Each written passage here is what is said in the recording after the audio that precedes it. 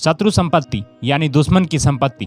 देश भर में शत्रु संपत्तियों को सरकार बेचकर अपनी तिजोरी भर रही है। इन दिनों ऐसा ही एक आंदोलन उत्तराखंड के मशहूर हिल स्टेशन नैनीताल में भी चल रहा है। इस जगह को मेट्रोपॉल इलाका कहा जाता है।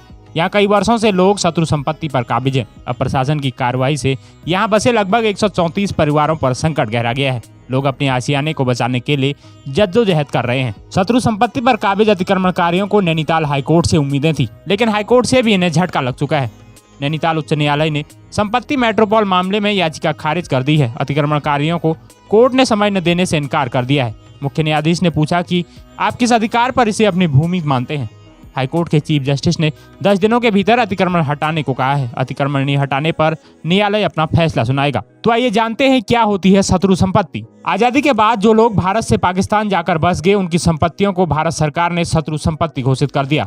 भारत सरकार ने इस संबंध में 10 सितंबर 1959 को एक आदेश जारी किया। शत्रु संपत्ति के संबंध में दूसरा आदेश 18 दिसंबर 1971 को जारी किया गया। देश भर में ऐसी सभी संपत्तियां शत्रु संपत्ति स्वतः घोषित होगी। आसान भाषा में समझें तो शत्रु संपत्ति वह संपत्ति होती है जिसमें संपत्ति का दुश्मन कोई व्यक्ति ना होकर देश होता है।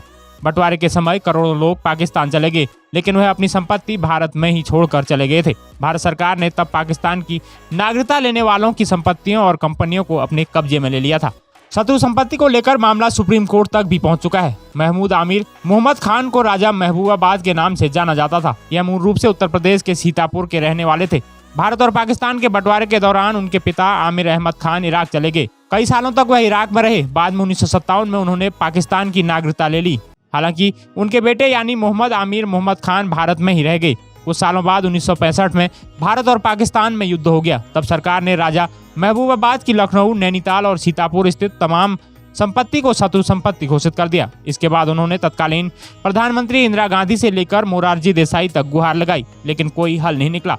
इसके बाद महमूद आमिर मोहम्मद खान ने कोर्ट का रुख किया। इस मामले में बॉम्बे हाईकोर्ट से लेकर सुप्रीम कोर्ट तक ने उनके हक में फैसला दिया था।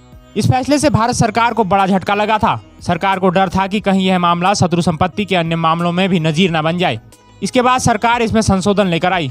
17 मार्च 2017 को मोदी सरकार ने इस कानून को संशोधन कर शत्रु संपत्ति की परिभाषा ही बदल दी। संशोधन के बाद अब ऐसे लोग भी शत्रु माने गए जो भले ही भारत के नागरिक हों, लेकिन जिन्हें विरासत में ऐसी संपत्ति मिली है जो किसी पाकिस्तानी नागरिक के नाम हो। इतना ही नहीं, इस संशोधन में सरकार को ऐसी संपत्ति बेचने का अधिकार दे दिया गया। राजा महबूबाबाद की भी सारी संपत्ति सरकार के पास आ गई। अब सरकार ऐसी सभी संपत्तियों को बेचकर अपनी तिजोरी भर रही है।